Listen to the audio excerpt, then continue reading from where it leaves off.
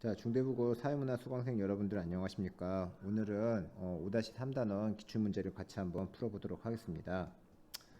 5-3단원 저출산 고령화 다문화적 변화와 관련해서는 지금까지 그렇게 많은 문제가 출제되진 않았습니다. 주로 소재 자체 소재로 출제가 되었고 소재를 기반으로 하는 표분석 문제 이런 부분들이 이제 출제가 되어 왔는데요. 아마 전통적인 우리가 흔히 얘기하는 20번 문제의 어떤 양상이 이 부분으로 좀 변하지 않을까, 아니면은 풀으셨던 것처럼 이제 사회복지 제도의 어떤 이제는 그런 도표 분석 문제 정도 이렇게 좀 변하지 않을까, 그렇게 이제 예상을 해볼 수가 있겠습니다. 아마 이제 기출 문제를 풀어 보시면서 소재 정도만 활용하는 그런 어떤 표분석 문제가 출제되지 않겠느냐라고 하는 것들을 한번 이제 여러분들이 확인을 해볼 수 있을 것 같습니다. 자, 1번 문제 보도록 합시다. 다음 글의 결론으로 도출할 수 있는 다문화 정책의 방향으로 가장 적절한 것은 다문화주의는 문화 간의 적극적인 존중과 소통을 중시한다. 이주자에게만 우리 문화에 적응을 강요할 경우 그들의 고유 문화가 사라지고 기본권이 위협받을 수 있으므로 우리도 이주자의 문화를 이해하고 보호하려는 노력을 해야 한다. 이는 결과적으로 우리 문화를 풍부하게 만들 것이다. 아마 이제 그 다문화 정책의 방향이라고 하는 게 이제 크게 두 가지 방향이 있다라는 걸 아마 알고 계실 겁니다. 그렇죠? 이주자들 하여금 우리 문화에 적응하도록 이제 요구하는 것, 이걸 이제는 흔히 이제 멜팅팟이라고 해가지고서는 용광로 이론이라고 이야기하죠. 그렇죠? 근데 이 글에서는 그런 용광로 이론에 대해서 부정적인 입장을 취하고 있죠. 그렇죠? 왜냐하면 그렇게 했을 경우 그들의 고유 문화가 사라지고 기본권이 위협을 받을 수 있기 때문이다라고 이야기하고 있어요. 그렇죠? 그러면서 이런 이제 용광로 이론에 입각해가지고 그들의 어떤 문화적 특성을 우리한테 맞추려고 하는 것이 아니라 우리도 이주자의 문화를 이해하고 보호하려고 노력을 해야 된다. 즉 우리들도 그 사람들이 어떤 사람들인지 알아려고 노력을 해야 된다. 다양한 어떤 이제는 문화적 가치가 서로 공존할 수 있어야 된다. 샐러드 볼 이론이라고 이야기하죠.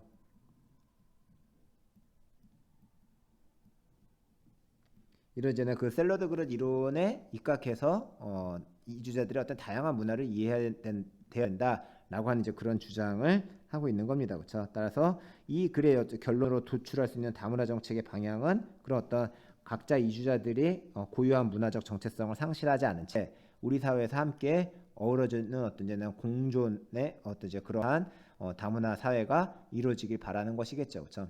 따라서 1번 이주자의 취업을 위해서 일자리를 마련한다. 이런 내용은 알 수가 없어요. 그렇죠? 2번 이주자에게 한국 문화를 무상으로 가르친다. 마찬가지로 이런 내용들을 직접적으로 확인할 수 없습니다. 그렇죠? 3번 이주자에게 내국인과 똑같은 사회적 권리를 부여한다. 물론 내용 요소를 봤을 때 내국인들과 어떤 저는 권리를 부여할 필요는 있겠습니다만 내국인과 똑같은 사회적 권리를 부여한다라고 하는 것은 이 글의 어떤 이제 결론으로는 직접적으로 추론하기가 좀 어렵습니다. 그렇죠? 4번 이주자의 한국 적응을 돕는 상담센터를 운영한다. 이주자들로 하여금 한국 사회에 적응해라라고 하는 적응을 돕는 상담센터의 운영이라고 하는 건 용광로 이론하고 좀 관련되어 있는 내용이죠. 그렇죠? 따라서 글과 관련한 내용이라고 보실 수는 없겠고 5번 이주자뿐만 아니라 내국인들에게도 다문화 교육을 권장한다. 그렇죠? 바로 내국인들도 다양한 어떤 문화에 대한 감수성을 높이는 다문화 감수성 증진 어떤 교육이라고 하는 것이 이른바 이제 샐러드 그릇 이론에 따라 이주자의 문화를 이해할 수 있는 어떤 이제 기반이 되는 거겠죠. 따라서 5번이 정답이 되겠습니다. 그렇죠? 자, 2번 문제. 표는 갑국의 인구 부양비를 나타낸 것이다. 이에 대한 분석으로 옳은 것은 보시면 이제는 아마 이렇게 소재로 해가지고 저출산 고령화 문제 소재로 삼아서 표분석 문제가 좀 나오지 않겠냐라고 하는 예상을 아마 좀 해볼 수가 있을 것 같아요. 자, 단 이제 전국은 A 지역과 B 지역으로만 구성된다라고 돼 있는데 보시면은 이렇게 이제 총 부양비, 유소년 부양비, 노년 부양비라고 하는 것이 나와 있고 그것을 이제 구하는 공식은 다음과 같이 이렇게 쭉 제시가 되어 있습니다. 그렇죠? 자, 이런 내용을 이제 기반으로 해서 문제를 1번 보시면은 1960년에 유소년 인구는 A가 B보다 적다라고 돼 있어요. 자, 1960년대에 여기서 지금 나와 있는 거는 A 지역과 B 지역의 유소년 부양비와 전국의 유소년 부양비만 나와 있습니다. 그렇죠? 이 자료를 가지고 유소년 인구가 A 지역과 B 지역 중에서 어떤 데가 더 크고 작으냐 이거 어떻게 할 수가 있느냐. 뭐 아시는 분은 아시겠습니다만은 이제 그 연립 방정식을 통해 가지고 우리가 문제를 풀이할 수가 있겠죠. 그렇죠? 무슨 소리냐면 예를 들어서 이제는 그 A 지역의 부양 인구분의 유소년 A 지역의 유소년 인구를 부양 인구로 나눈 값이 그게 바로 이제는 유소년 부양비예요. 그렇죠? 유소년 부양비라고 하는 거는 유소년 인구를 부양 인구로 나눈 값입니다. 그렇죠? 자, 그러면은 이때 그 A 지역의 부양 인구를 A라고 가정을 하고 유소년 인구를 스몰 a라고 이제 가정을 해봅시다. 그렇다면은 74.0이라고 하는 거는 요 값이 1000분의 740이라는 얘기가 되겠죠. 그렇죠? 그리고 전국은 A 지역과 B 지역으로만 구성되어 있다라고 했는데 마찬가지로 이제 B 지역 같은 경우에 부양 인구를 B라고 하고 이 B 지역의 유소년 인구 이제 B라고 놓고 보면은 이 값은 이제 82.4예요. 그렇죠? 그러니까 1000분의 824가 되는 겁니다. 그렇죠? 그러면은 이거를 다 더한 값은 요것과 요것을 더한 값은 뭐라는 겁니까? 그렇죠? A, B 그리고 A, B를 합한 값이 얼마다? 1000분의 799라는 얘기가 되겠죠. 그렇죠? 그렇다면 이제 이걸 우리가 그 이렇게 해 보면은 요건 다 이제 중복되니까 제거해 버리고 그랬을 때 이제 우리가 쭉 계산해 보면은 59A는 25B와 동일하다는 걸 알 수가 있어요. 그렇죠? 그 얘기는 뭐냐면은 A의 비중과 B의 비중, 즉 다시 말하면은 A 지역의 부양 인구와 B 지역의 부양 인구 B가 25분의 59로 약 2배 정도 차이가 난다는 걸 알 수 있죠. A 지역의 부양 인구가 B 지역의 부양 인구에 비해서 절반 이하다라고 하는 걸 알 수가 있단 말이죠. 그렇죠? 그런데 유소년 부양비는 74와 82.4로 그렇게 큰 차이가 나지 않습니다. 그렇죠? 따라서 유소년 인구는 A가 B보다 적다라고 하는 것을 우리는 알 수가 있는 거죠. 왜냐하면은 A 지역의 부양 인구가 B 지역의 부양 인구보다 절반 이하인데 유소년 부양비가 비슷하니까 당연히 유소년 인구 자체는 적을 수밖에 없는 것이죠. 그렇죠? 따라서 1번 진술이 정답이 되겠군요. 그렇죠? 자, 2번 1980년 A에서는 유소년 인구와 노인년 인구의 합이 부양 인구보다 크다라고 되어 있는데 1980년대 총 부양비를 보시면은 유소년 인구와 노인년 인구 합한 것을 부양 인구로 나눈 값이에요. 그렇죠? 그게 53.8입니다. 53.8이라고 하는 거는 요 두 개 다 합친 것이 부양 인구보다 적다라는 얘기죠. 그렇죠? 100 이하이기 때문에 따라서 적다라고 이야기를 해야 되겠고요. 그렇죠? 적다가 아니라 작다죠. 그렇죠? 작은 것이고요. 3번 2000년에는 2000년 B에서는 노년 인구가 유소년 부양 인구보다 많다. 자, 보시면은 2000년에 부양비는 50이고요. 그렇죠? 그리고 유소년 부양비는 28. 그리고 노년 부양비는 22예요. 그렇죠? 그러니까 유소년 인구가 노년 인구보다 많다라고 하는 것을 알 수가 있죠. 그렇죠? 그러니까 이것도 틀렸다.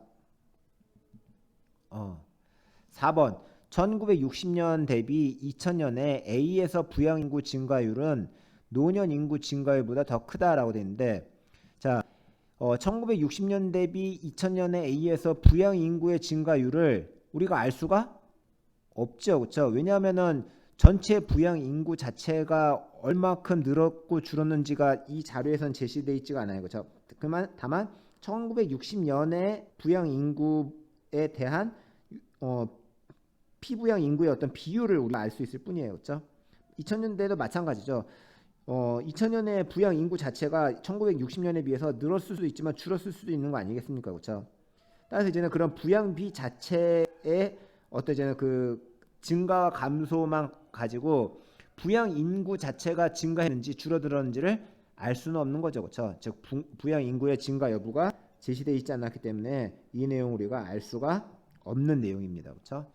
5번 1980년대 대비 2000년에 유소년 부양비의 감소율은 A가 B보다 크다라고 되어 있는데, 자, 유소년 부양비의 감소율은 알 수가 있어요. 1980년 대비라고 했으니까 1980년대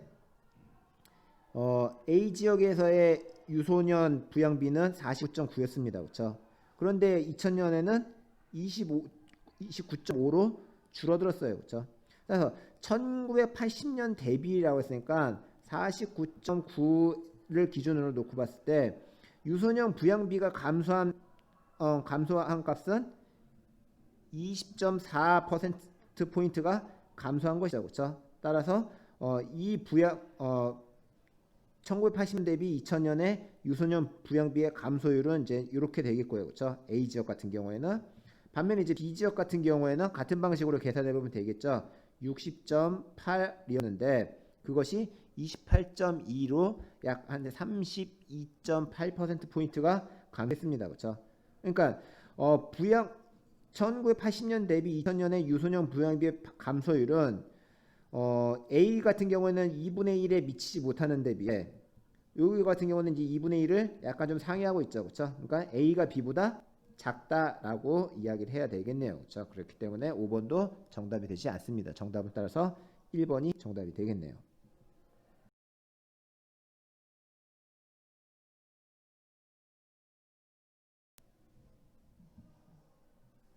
자, 3번 표에 대한 분석으로 옳지 않은 것은 이라고 되어 있습니다. 자, 각국의 경력 단절 여성의 규모와 사유에서 2011년부터 2015년까지 15세부터 64세의 기혼 여성 인구 변화율과 경력 단절 비율, 경력 단절 사유를 갖다가 다음과 같이 이제 쭉 제시를 하고 있어요. 그렇죠? 자, 이런 이제 자료를 바탕으로 해서 이제 우리가 한번 확인해 보도록 합시다. 1번 15세부터 64세의 기혼 여성의 수는 2012년이 2013년보다 많다. 15세부터 64세의 기혼 여성 수는 2012년도보다 2013년도가 많으냐? 보시면은 2013년도에 기혼 여성 인구 변화율이 마이너스 2%예요. 그렇죠? 이 얘기는 2012년도에 비해서 2014년도에 2%가 감소했다는 얘기죠. 그렇죠? 따라서 2012년도에 요 기혼 여성 인구가 2013년도보다는 많다라고 이야기를 할 수가 있겠네요. 그렇죠? 그러니까 1번 진술은 옳은 진술이 되어 있고요. 그렇죠?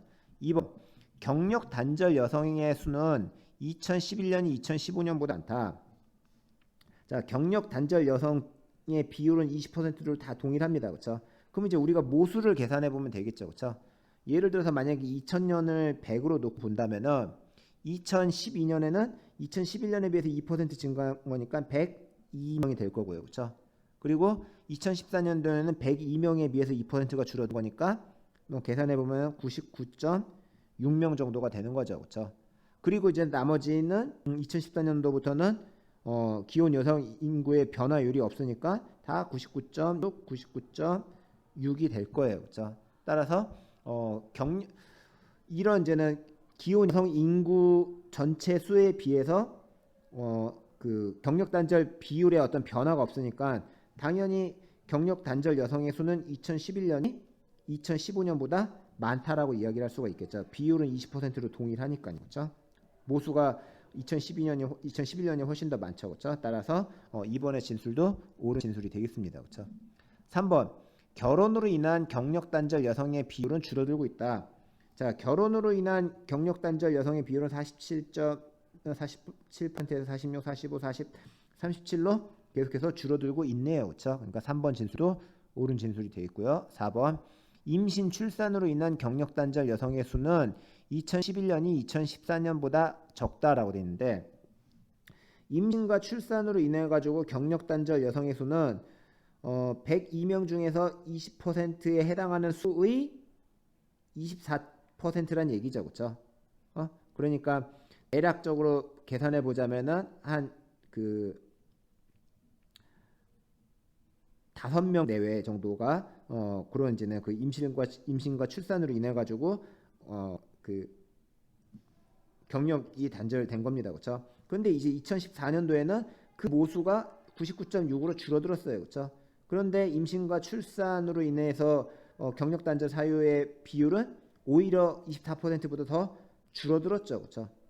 줄어들었기 때문에 모수가 줄어들었는데 비율마저도 줄어들었으니까 당연히 임신과 출산으로 인한 경력 단절 여성의 수는 2011년이 2014년보다 당연히 더 많겠죠. 그렇죠? 따라서 4번의 진술 틀린 진술이 되겠네요. 옳지 않은 것은이니까 4번이 정답이군요. 5번 육아로 인한 경력 단절 여성의 수가 가장 많은 해는 2015년이다. 육아로 인해서 이제 보시면은 그 경력 단절 여성의 수가 비율이 25%, 26%, 30, 31, 32%인데 보시면은 이제는 가장 모수가 많을 때가 2012년도예요. 그렇죠? 2012년도 2012년도예요. 그렇죠? 근데 2012년도에 26%인 것과 102 중에서 죄송합니다. 102 중에서 그 20%의 26%인 것과 96.6의 20% 중에서 32%인 것을 이제 우리가 비교해 보면 당연히 이 모수 감소율보다 육아로 인한 어떤 이제 경력 단절 비율 자체 증가가 훨씬 더 높으니까 가장 많은 해가 2015년이다라는 진술은 옳은 진술이 되겠죠. 그렇죠? 왜냐하면은 그 경력 단절 비율 자체는 다 동일하니까 이걸 이제 경력 단절 여성 인구라고 만약에 가정을 한다고 하더라도 이 102명 중에서 26%와 99.6명 중에서 32%는 당연히 이게 더 클 거란 말이죠. 그렇죠? 따라서 5번은 옳은 진술이 되겠습니다. 정답은 따라서 4번이 정답이 되겠네요. 자, 이것으로 관련된 모든 기출문제들을 풀이했습니다. 수고하셨습니다.